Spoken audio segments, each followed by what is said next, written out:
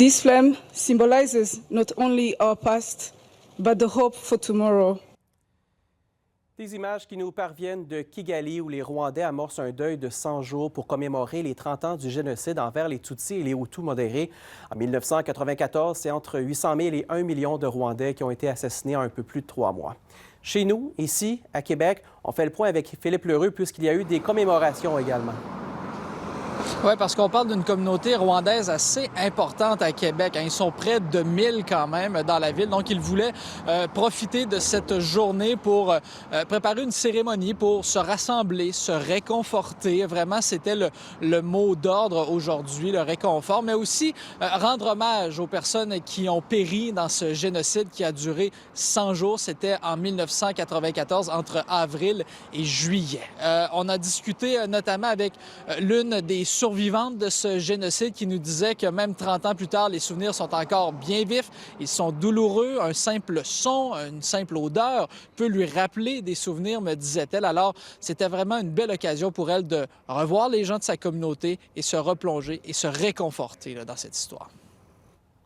On rend hommage aux nôtres, mais en même temps, pour nous, c'est une façon aussi de souligner qu'on est vivant, qu'on est là, et qu'on se réconforte ensemble. Malgré que ça fait 30 ans, c'est toujours très dur. Donc ça fait du bien de se faire un câlin, de sentir qu'on est avec des gens qui ont vécu la même chose que nous, qu'on se comprend entre nous. Et Philippe, on l'a vu sur les images plus tôt, le lieutenant général à la retraite, Roméo Dallaire, était bel et bien présent. Oui, une visite qui n'avait pas été annoncée aux personnes qui étaient présentes cet après-midi à l'église Saint-Dominique à Québec. Donc, il est venu soutenir la communauté. Je vous rappelle, c'est lui qui était à la tête des forces des Nations unies durant ce génocide et qui avait un peu contredit les ordres finalement pour rester sur le terrain. On nous rappelait qu'il avait sauvé assurément la vie de plus de 30 000 personnes au Rwanda. Alors, il tenait à être présent pour soutenir la communauté, mais aussi pour lancer un message aux politiciens de nos jours qui, selon lui, continuent de fermer les yeux sur le même genre d'événement.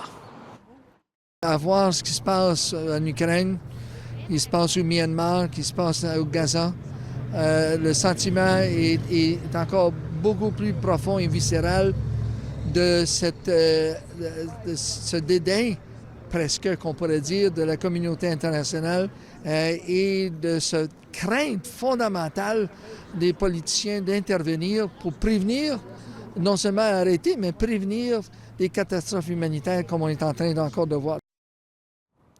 Vous dire, Louis-Simon, que cet après-midi, ils ont également fait une marche ici entre l'Église et l'Assemblée nationale. Merci Philippe.